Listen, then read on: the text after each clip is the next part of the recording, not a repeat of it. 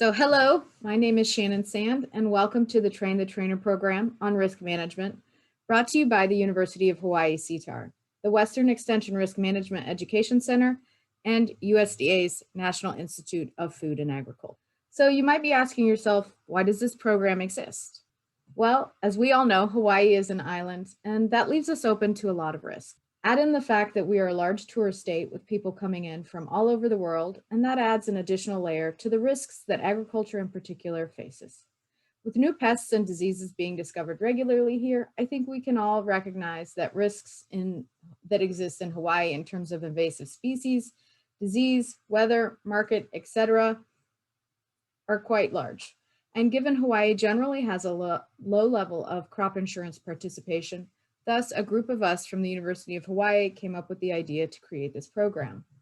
So these online webinars are designed to build knowledge so those trained will be able to serve as a resource base for their producers and clientele.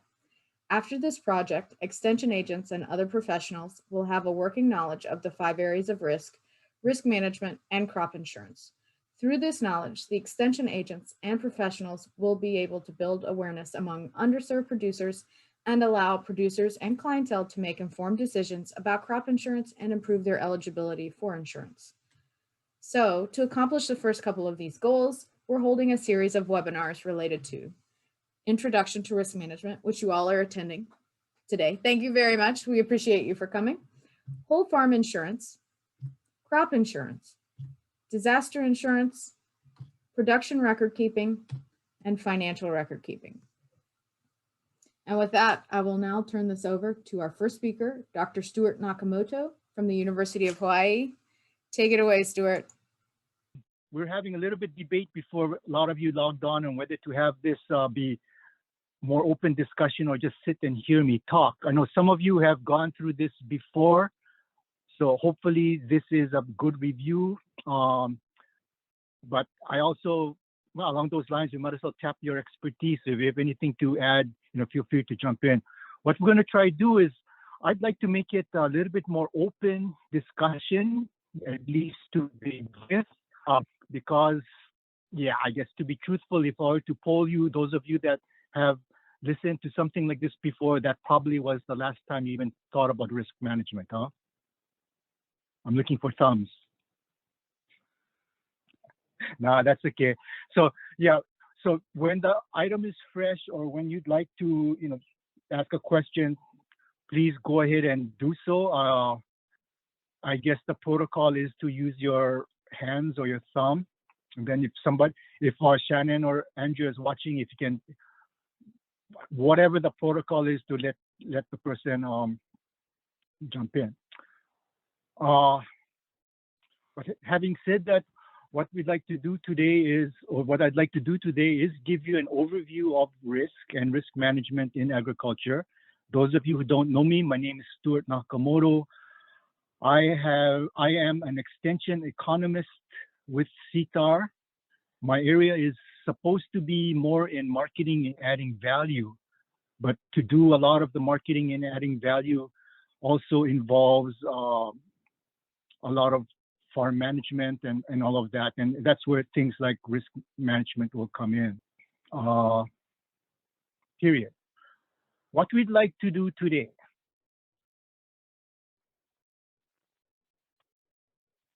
I'd like to give you an overview of risk and risk management in agriculture. We'll talk about 5 general types of risk. I'll introduce you to some of the risk management tools.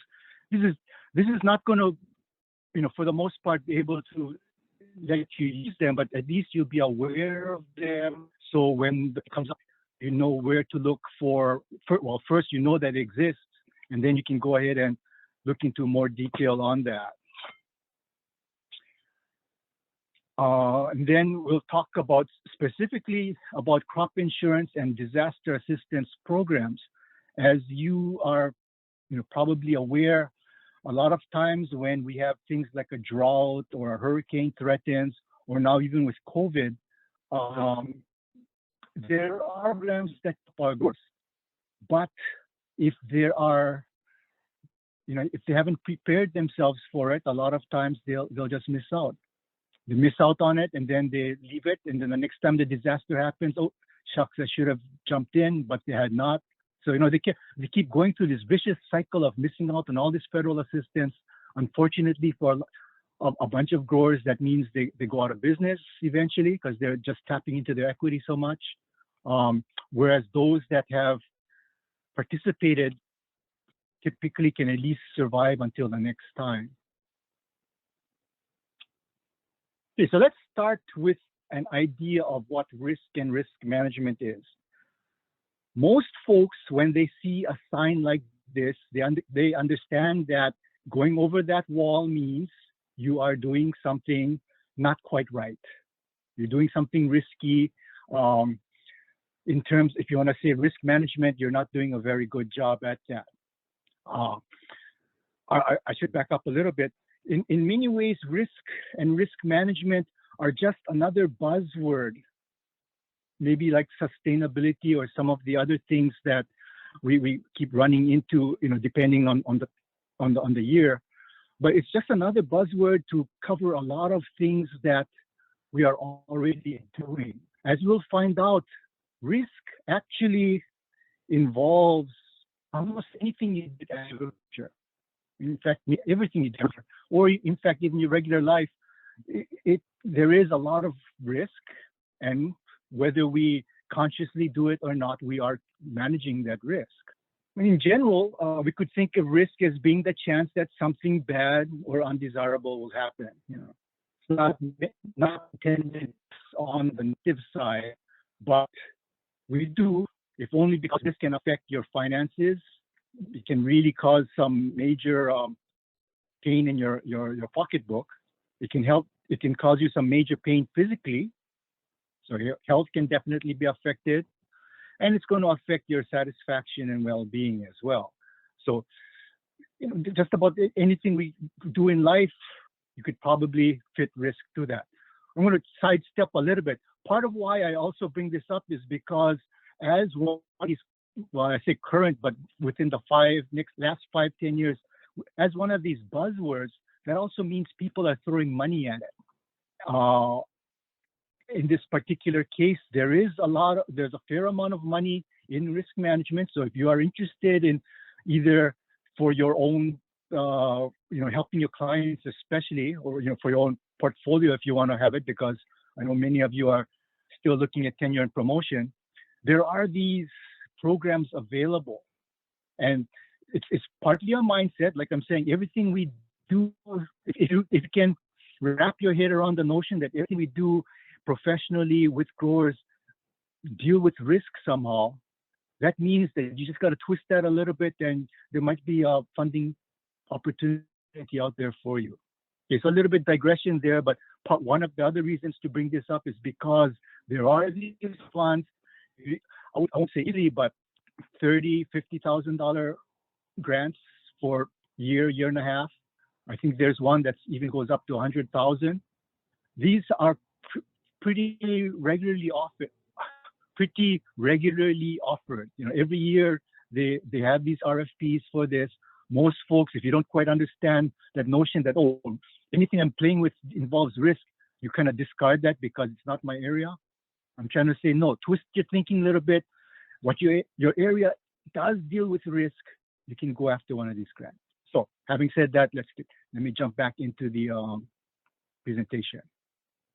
So with risk, there's this thing called the risk-reward trade-off, meaning that if you take more risks, to be logical or rational about it, you should not be taking risks unless you're going to get a payoff somehow. Using Las Vegas as the example, if you're going to put down a lot of money, it's because you hope to make a lot of money. If you're going to put down a lot of money, that's not quite rational. You're going to take a lot of risks for doing something. You should get a good payout.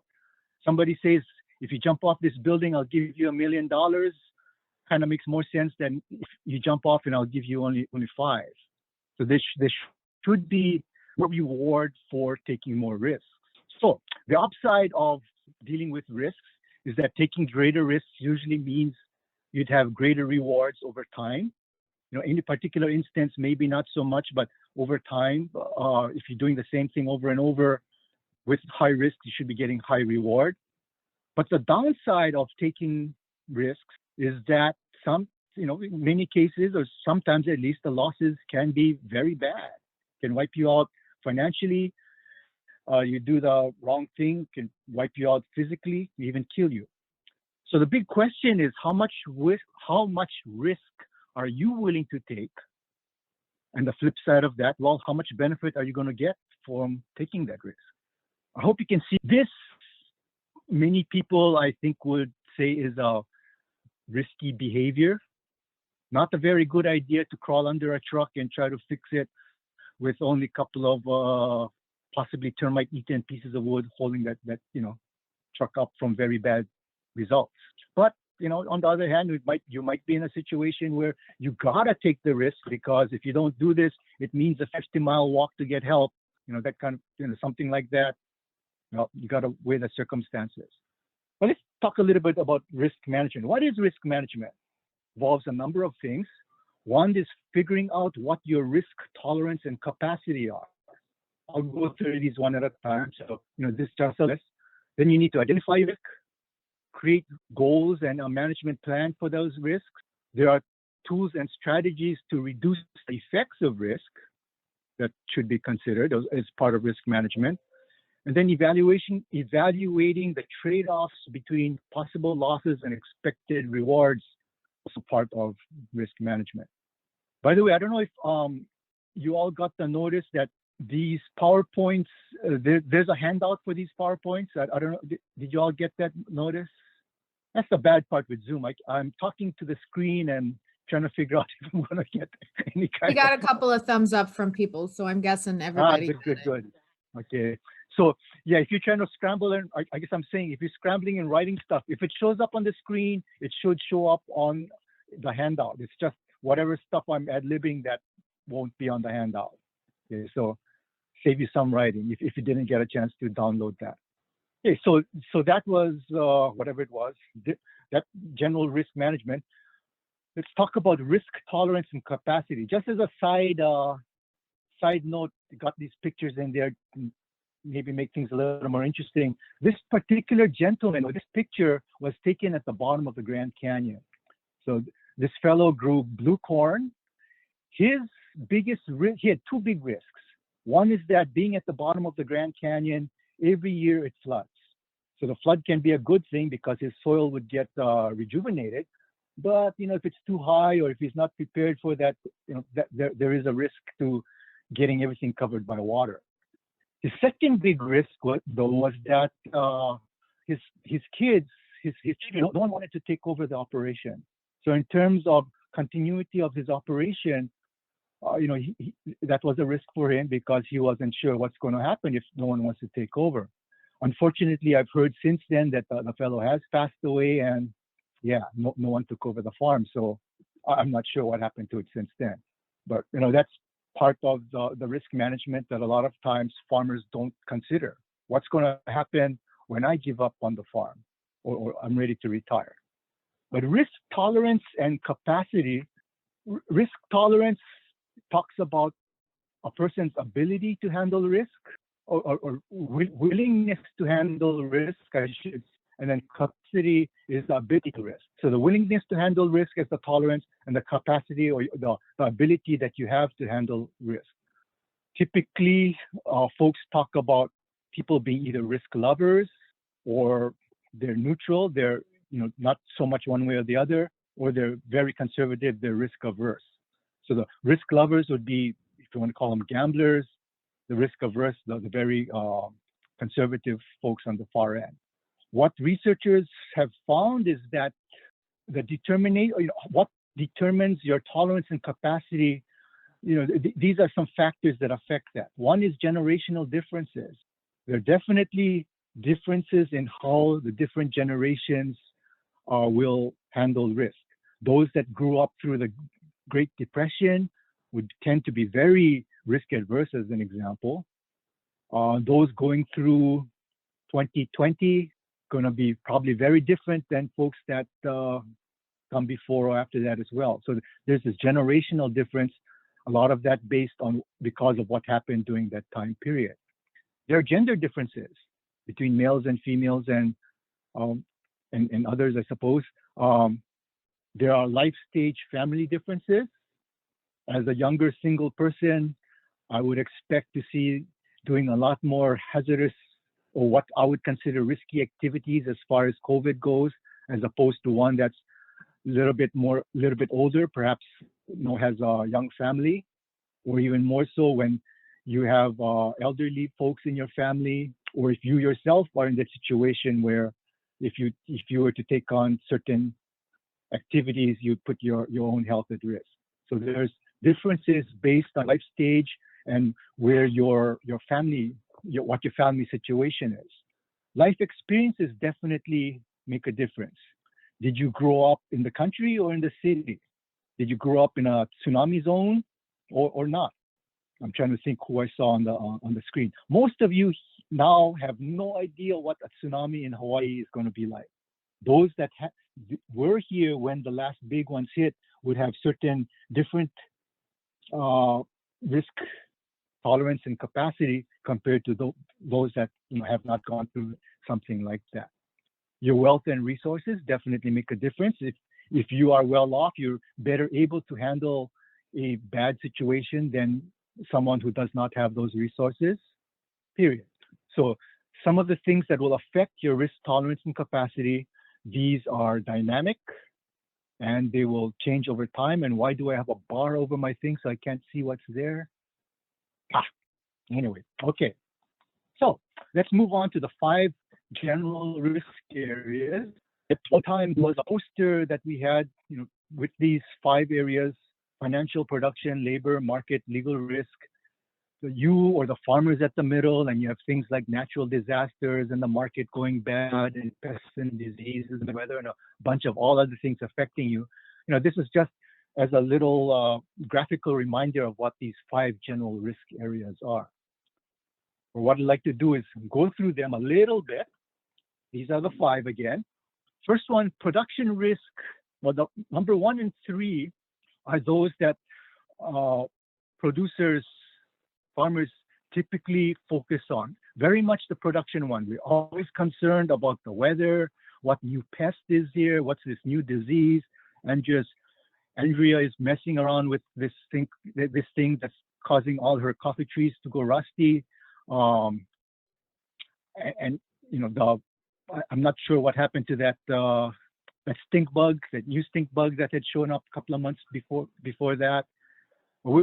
As growers, we're very much focused or very much attuned to production risk, things that are going to affect what's going to happen to our crop.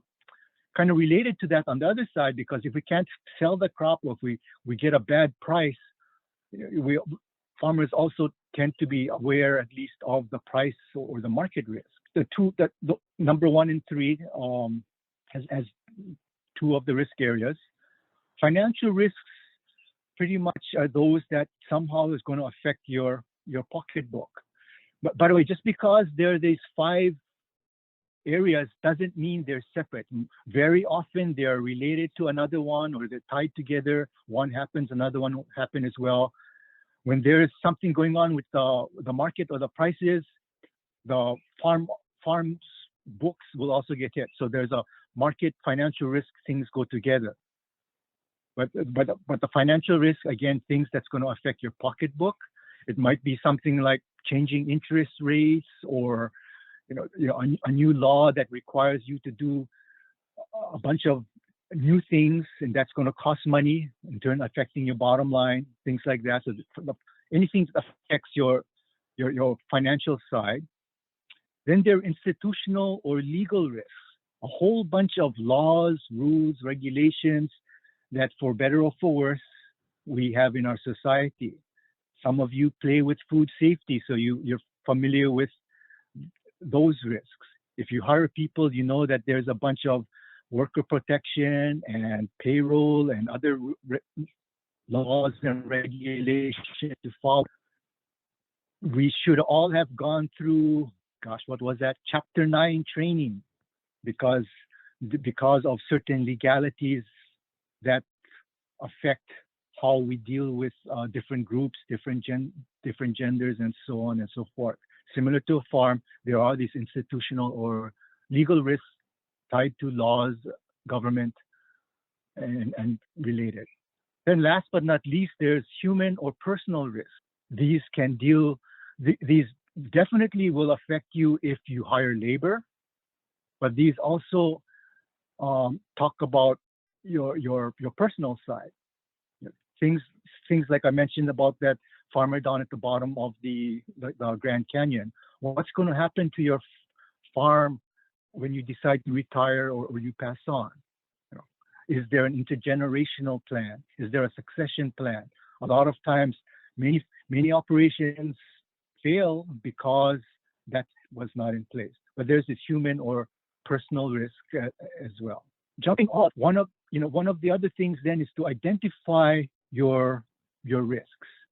As growers, again, because growers tend to be so focused on the production, they have a pretty good idea what their production risks are. You know, what disease is going to be the one that really affects them.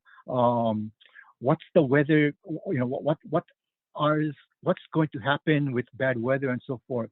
It's the business side that's a little bit weak typically.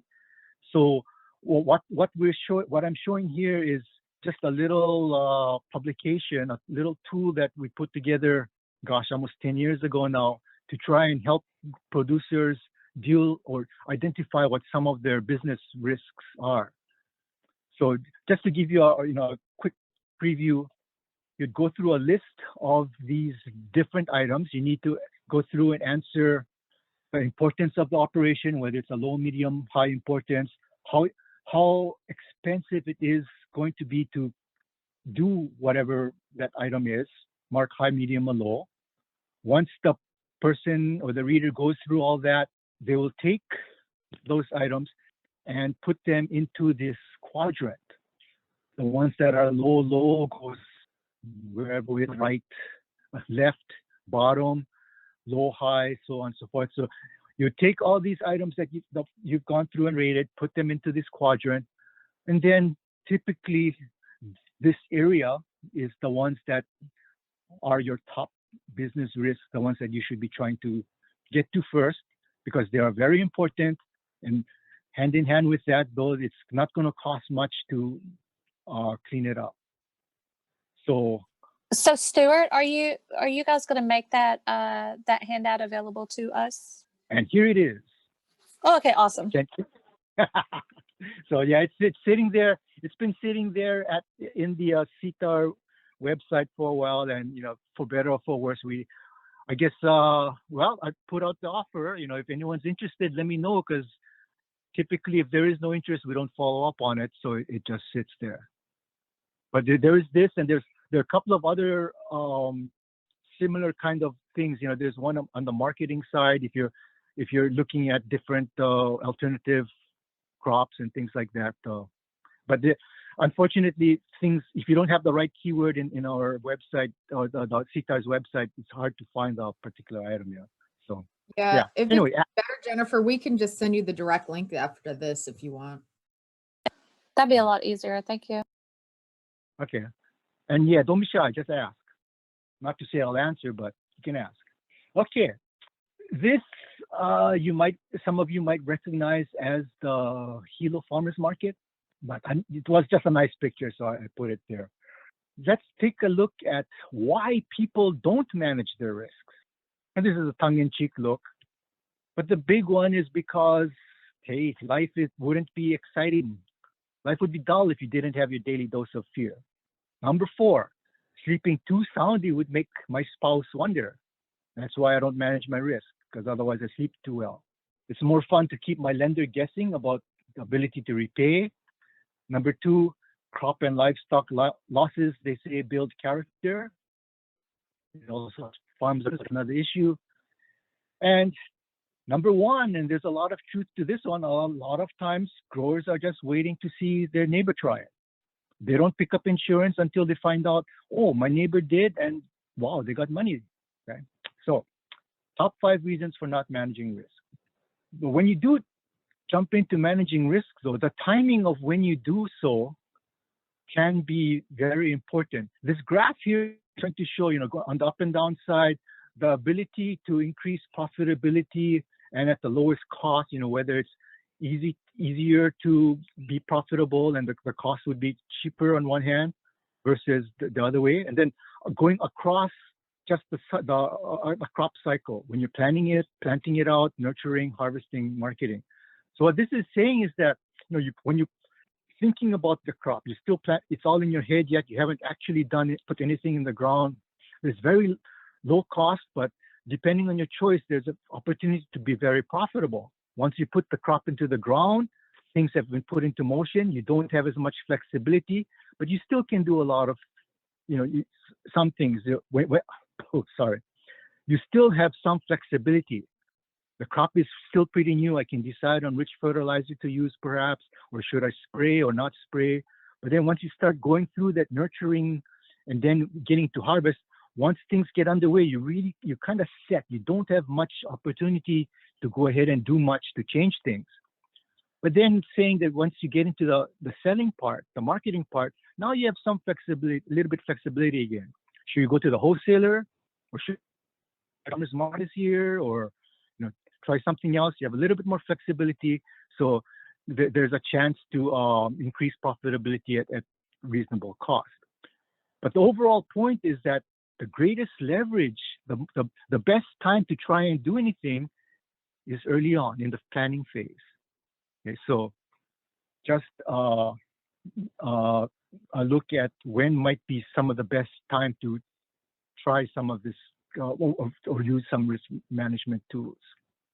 Having said that, look at some tools for management, or to look at it from kind of like an insurance ads. Who's providing your coverage? Who's covering you? Like the officers had covering the child there. So here is a list of some of the tools that are available, or typically available for folks to try and manage their risk. The biggie again is that we'd like to really push the crop insurance and the disaster assistance part. There's other insurance and estate planning, crop enterprise diversification, value adding, niche marketing, contracting, direct marketing. So focusing very much on marketing side, and then disaster preparedness plans. So just as a list, here are some tools. I'd like to go through each in a little bit more detail. Again, mostly to get you aware, okay, these do exist, but to really get a better handle might require okay, let's start with crop insurance. If you're not too familiar with the picture, this is Rainbow Falls in a very dry year. A couple of weeks back, or was it a couple of days back, when there was those big rains, this whole area was one big brown rushing water. So just to show the difference between a very wet year and a very dry year. I should have taken that brown picture too, but anyway, this was very unusual. The Rainbow Falls had almost dried up that particular year. Very bad drought. But we'll be talking about two things: crop insurance and disaster assistance program. I guess on a technical way of looking at it, the federal government provides crop insurance through the Risk Management Agency, RMA of USDA. So these are if you want to look at it as this is your tax money coming back to you, at least as a producer, this is federally subsidized crop insurance, meaning you pay, you get coverage for less than it would cost if you try to pick it up from a private insurer. Whole bunch of things. This is from a nationwide perspective. There's a whole bunch of different types of policies available. The traditional, on the traditional one, something called multi-peril crop insurance, catastrophic insurance, group risk plan, revenue types insurance, a whole bunch here, and then other insurance, looking at especially the livestock related ones. In Hawaii, most of these are not available. Okay, we do have, we'll get into that a little later, but basically there are from the first column, we have, it's a mix. What the policies have are a mix of the multiple peril crop insurance and catastrophic insurance. These would be for what they call the tree and the fruit insurance policies for the 4 insured crops. Some of you that went through this before might remember something called AGR Light. There's a whole bunch of talk about AGR Light, which doesn't show up on this list anymore, looking at the revenue part. The successor program is something called Hold Farm. So number 2 there, Whole Farm Insurance. This is something that is now available in Hawaii. And this one is available for a wide range of crops. Okay. We'll have a speaker talking specifically about both the tree and fruit insurance and then the whole farm insurance. So I won't get into more of that than this, but just to say these are available. I didn't notice if there was any livestock agent. Is there any livestock agent on today? I'm hearing not. But if the livestock folks here, this is an area that we pretty much don't talk about because no one seems to be interested, but there is a lot of programs available specifically for livestock as well. Just that I don't deliberately downplay it, but more because the interest seems to be more in the crop side. So crop insurance, federally subsidized crop insurance was one. Another tool is other kinds of insurance and estate planning. This picture here is trying to, I'm using this to illustrate how for some places, some cultures, insurance means something like having a cow in the backyard. Or historically, you go back far enough, you would keep animals because when times are good, you have the food to feed the animals. So you can go ahead, feed them, fatten them up, perhaps have them multiply. And then when times are lean, this is your insurance policy. This is your food. This is what you would go ahead and, it's going to feed your family through the winter or through the lean times, what have you. So a different type of insurance policy, but intended to try and show that. But when we talk about other insurance policies and estate planning, from even your personal side, health insurance, life insurance, medical insurance, long-term care insurance, disability insurance, etc., whole bunch of different types of insurance policies available that a farm can also be looking at. There's also insurance not only for people, but for your buildings, your car. There's product liability insurance. Somebody eats your crop and they get ill, they come back and sue you for that. You can be insured against that. There is business interruption insurance. If somebody had paid the premium for that and COVID came around, I'm guessing they would be able to survive because they would have gotten payment for having their business interrupted. There is key personnel coverage. A typical tool in some businesses is if there are 4 principals, they would have a life insurance policy over all 4. And then if any one of those 4 were to be hurt or killed, then there would be enough of a payout so that the business itself doesn't go under just because they lost a partner. Sorry. The estate planning, this is not an insurance, but one of the other tools. This would be to help transition your farm or to help your succession planning. What's going to happen to the farm if something were to happen to the principal operator? Some important points, though, is that a lot of times people do things like prepare a will or a trust, but they don't check if it's up to date. Is it current? Oh gosh, I now have 3 kids when I had 0 when I first wrote that. The 3 kids get nothing if you don't update your plans.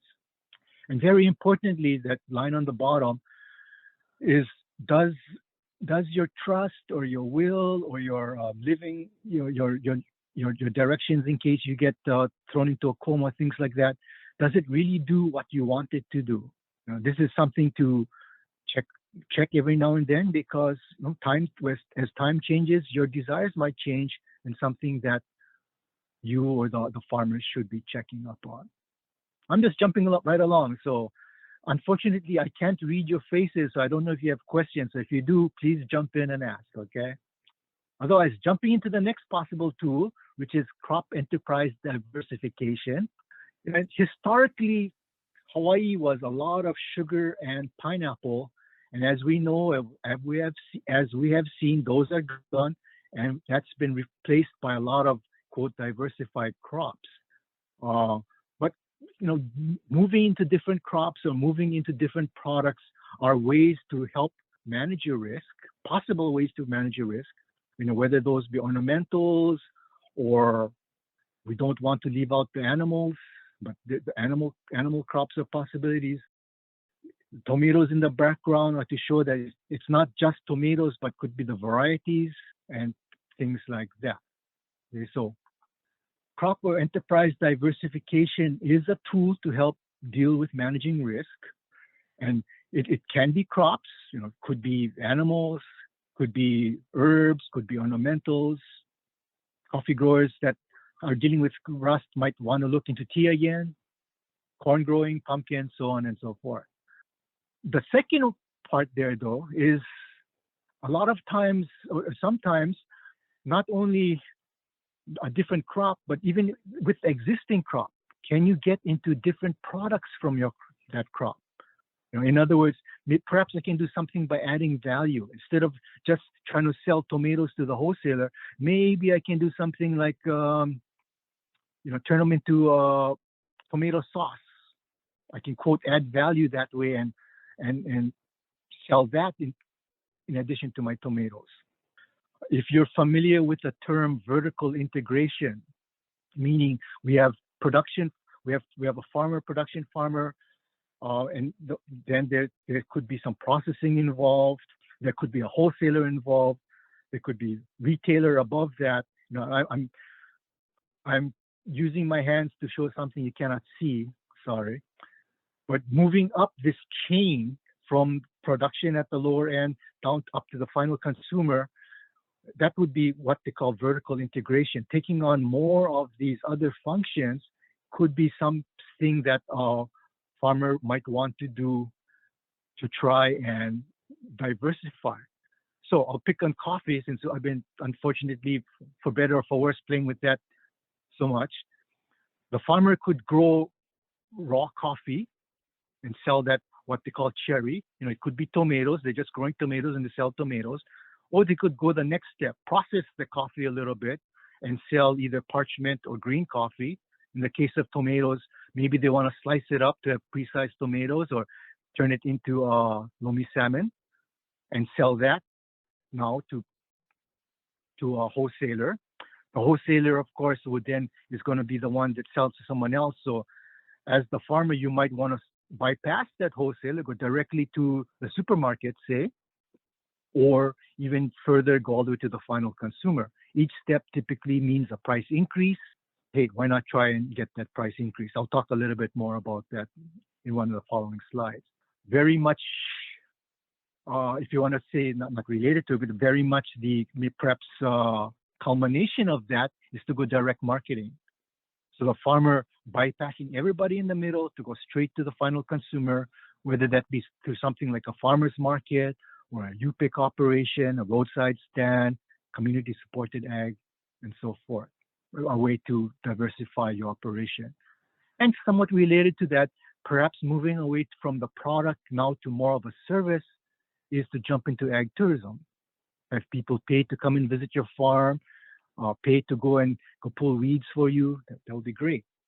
And I just toss in, you know, a question that a lot of times can be very useful is to ask yourself, okay, I'm going to jump into ag tourism. Well, maybe I tie this into the roadside stand. A question to consider or to think about is, are you a destination or are you on the way? Meaning, is someone going to come and look for your particular operation because they want to go ahead and pick their own pumpkins for Halloween? Or they happen to be driving to the North Shore because the waves are up today, and along the way they see, a pumpkin patch, they'll stop. So depending on which one it is, that could have a lot of bearing on what kind of operation you have. Following along those lines, some other suggestions for folks that are looking at crop or enterprise diversification.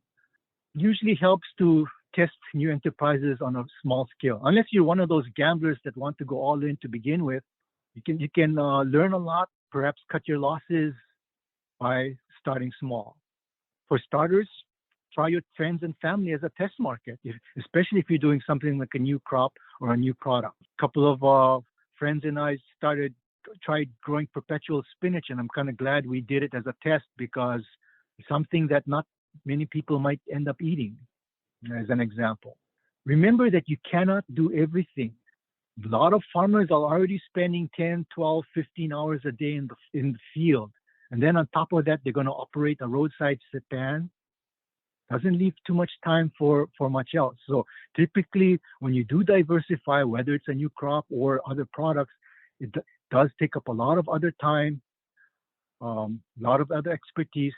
Got to make sure you can do that. It really is useful to take a look at the uniqueness of your product or of your experience.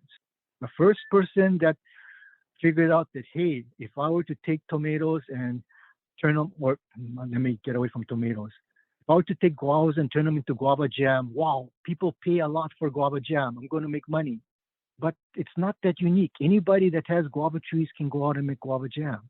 So, it might have been a good idea that first year, and after that, somebody else can jump in and do it. You have a lot more competition.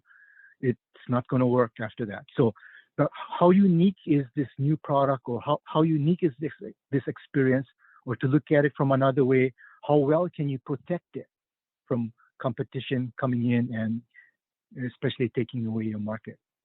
You might get rid of one risk, perhaps you get rid of a production risk, but at the same time, then you create a new one, the market side. And then the last little hint there is that new practices, if whatever it is you're trying to take on, if it is very similar to what you're doing before, that's going to help a lot. If you are a cabbage grower and now you decide I'm going to go into shrimp farming, that's a whole new skill set. You're going to have into a lot of trouble. But if you're growing head cabbage and you're going to expand into one block, a lot of very similar skills, similar markets, I would that second option have a lot better chance of succeeding, just because of that. So the last cautionary note there is that, yes, we say diversification is a tool to help manage risk, but diversification may not reduce risk. It could actually make your risks worse. So some of the things I've been saying, I hope try and help point some of those out. So this is just a picture that's there, but in terms of diversification, some of you that know me know that I've played with these crops over time. Tea was one that we're bringing in as an alternative crop, especially in former sugarlands. The vaccinium crops, whether it be blueberry or hello, just some interesting new crops. Blueberry is really good, is a good crop from the nutraceutical health perspective. It has a lot of good things in it.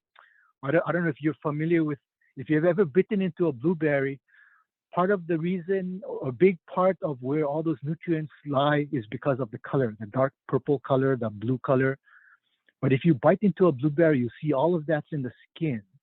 Over on the far right, ohelo, this is one of the types of ohelo growing in Hawaii. But one of the ohelo berries, it's a cousin of blueberries. It's very similar in that it has a lot of these nice phytochemicals. But what's very interesting about certain varieties of ohelo is that if you were to bite it, it's not like with the blueberry where all the color is in the skin.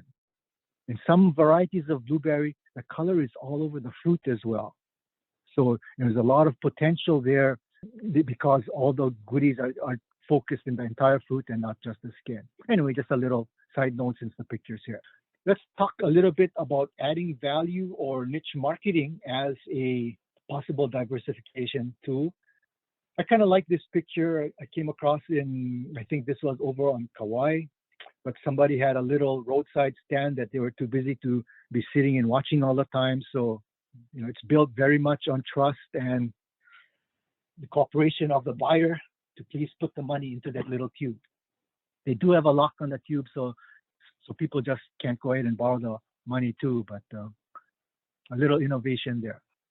Okay, adding value niche marketing as a tool, I'll just put out that there are, at least in my view of the world, there are 5 different ways to add value or some combination of thereof. You can add value by form, place, time, ownership, and information.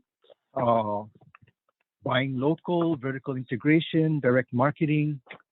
These are all different ways to add value. Internet and mail order, ag tourism. Quick question. If you were a consumer, which would you rather have? The apples on the left or the apples on the right? You just answer for yourself since I can't see your hands. But most consumers like the ones on the left because they look good. And if you go to the supermarket, this picture's a little old, but whether it's $1.49 or maybe $2.49, well, it's somewhat reasonable priced. But from the farmer's perspective, all nice and all that, but they only get 20 cents a pound. On the right, though, if you were to have a U-pick operation, even though those apples are wormy, well, I don't know if they're wormy or not, but they got spots on it, you can charge 59 cents a pound. So looking, from the consumer's perspective, 59 cents versus $1.49, wow, it's cheap. Yeah, it's a little bit beat up, but that's okay because the kids had fun picking it and so forth. People tend to pick way more than they know when you just give them an empty bucket. So they actually buy more than they end up intending to. But from the farmer's perspective, big difference. 20 cents a pound for only the top grade apple versus 59 cents a pound for whatever goes. Nice opportunity. So as an example. Just as a comment on product form, because there is and has been a lot of emphasis on adding value by processing your good. Let's consider this. We'll use lettuce greens. Would it make more sense for you to sell lettuce on the left or to cut it up because people like the salads and you want to cut it up that way? If you as a grower, you were to take a look, you might find that especially nowadays, the leaf lettuce being sold as a head, especially when you consider the cost of not only chopping up the salad, but then the food safety and all of that, you might be better off sticking with the whole head. One thing for sure, when people say, "Oh, you're adding value by processing," the only thing for sure is that you're adding cost. But you got to really take a look at whether you're truly adding value. Is somebody going to pay you enough to make up for that cost, or should you have just stayed with your original? Okay, moving on.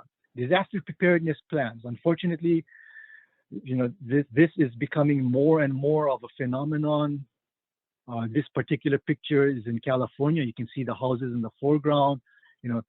When something like this is happening to you, your choices are to pack up and leave or stay there and get toasted.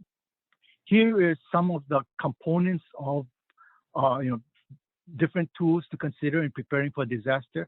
One is to have emergency contact information, not only for things like the 9/11 and so forth, but for your employees. Would you be able? You have an employee that, for whatever reason, is passed out on the floor. Would you have the information to contact their family or friends? It might mean people like your land managers, your suppliers and contractors, your customer contacts, for depending on whatever contingency is happening, different folks that you may need to consider. Communication plan. A lot of times nowadays, everyone's depending on cells or cell phones. When the electricity goes out, so goes the cell. Do you have a way to communicate with others should that happen? Is there an evacuation plan? I joked a little bit about the tsunami, and I'm knocking on wood as I say that. But then if a tsunami were to hit right now and the civil defense alarms were to go off, do you have a way to get out? Do you know how to get out? Would you be able to hook up with your family or friends when you do? And when you can't come home, do you have any kind of plan on what to do as far as shelter. And similarly, there's planning involved as far as your finances, your insurance, your succession plan. And the last point there, employee cross-training. A lot of times there might be on a farm, for example, there's one person that does all the spraying. And if something happens to that person, no one else can spray the chemicals because they don't know what to do. So having cross-training is one way to be able to manage that risk. Here are some, it so happens that the feds have a parallel program to the crop insurance called the disaster assistance programs. Those are offered by the Farm Service Agency. So these are different from crop insurance. They're not the same. They have a different purpose, different agency. And here is a list of a whole bunch that are available. I'm not going to go into these in detail as we will have a speaker, but these are those that are very good to be aware of, because when disaster hits, you got to be ready for them. But when they hit and you have these in place, your growers can go out and get assistance. This table exists that is showing side by side what's available from the Risk Management Agency. There's this insurance plans available for those crops over on the left-hand side. And then what's available from the Farm Service Agency as far as natural disaster plans. And I'm not sure what that bar jumped in for. Anyway, these are what is available. And again, we'll have speakers from both agencies speaking on those. So I just let you know these are here and available for reference. I believe this is still true. If you don't have insurance or FSA, that's the reason for those bar, for that box. If a producer doesn't have insurance, at least in the past, that means they would not be eligible to apply for some of the other disaster assistance programs. So although there's federal money available for help, because the grower had not signed up, they've basically signed away their rights. It's kind of like car insurance. When you have an accident, someone might be willing to the insurance company would pay you if you had a policy, but after the accident, they're not going to go ahead and allow you to sign up so you can collect. Big key to all of this is record keeping. You'd have to prove, we're dealing with the government here, so you got to be able to prove things, and the way to prove that is by having the appropriate records. So because of this, we will also be having our couple of sessions on specifically record keeping. Sorry, I might be running a little over time. Let me jump forward. I don't know. You may have seen this picture before. Is this a challenge or an opportunity? Is this someone trying to fight with you for the wave, or is that wow? I get to see one of these, whichever creature this is, up close. Folks can have a debate on whether that's a shark or a dolphin. Challenges and opportunities ahead. People are becoming more and more picky, so discriminating preferences. Globalization, as we have seen, we're dealing more and more with the global market for whatever it is that we are producing. For better or for worse, we have a lot more interaction with urban encroachment from production side.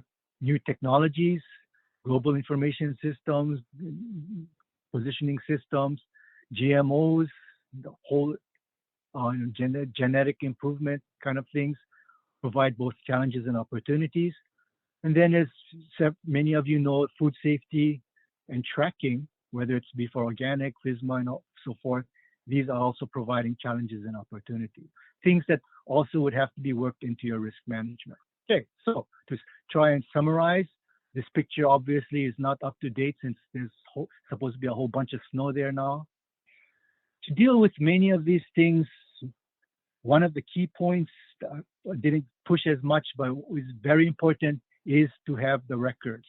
Records are going to be the basis for just about anything you do when you have to deal with the government. Looking for new opportunities. There are some folks that even through COVID found opportunities and are doing perhaps even better than they were doing before. Really helps to know your top risk areas So either through the exercises here or some other route, figuring out which are the ones that are most likely to cause tremendous hurt to you or your business. We're very good to get those under control first. Knowing where you're going and how to get there, very important. And then there is help out there, but typically, if you or your clients don't go out and ask, they won't get it. Okay, so knowing who the support agencies are, and then going ahead and getting assistance from them. With that, any questions? I don't know about questions, but we did have a comment, Stuart. Oh, great. What's the comment? So someone said that they had heard something on the news about the business interruption service not paying out during the pandemic, and because it wasn't covered, it wasn't a covered kind of disruption. So, those types of stories and behavior by the insurance industry can discourage people from investing in insurance. What are your thoughts? Yeah. Well, there's a whole bunch of horror stories about dealing with the unemployment agency and unemployment insurance and things like that too. What are my thoughts? For the insurance side, it's a rough one. It helps to deal with an agency that has a good reputation. It's very much like going to trying a new restaurant and looking at Yelp or whatever for the ratings. In the case of insurance, I think it'll be very useful to go look at something like, say, the Better Business Bureau or things like that. Anyway, to try and be sure that you are dealing with a reputable agency. Unfortunately, there are always people out there taking advantage of folks that don't know. And this is not going to be an exception.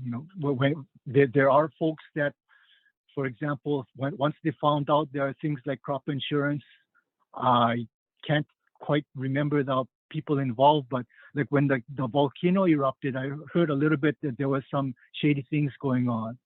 Fortunately, that got shut down pretty fast because there are enough knowledgeable people around.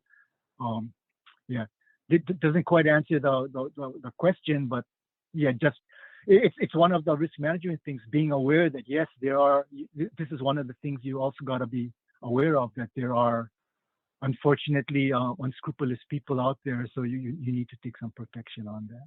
Hey, thanks, Stuart.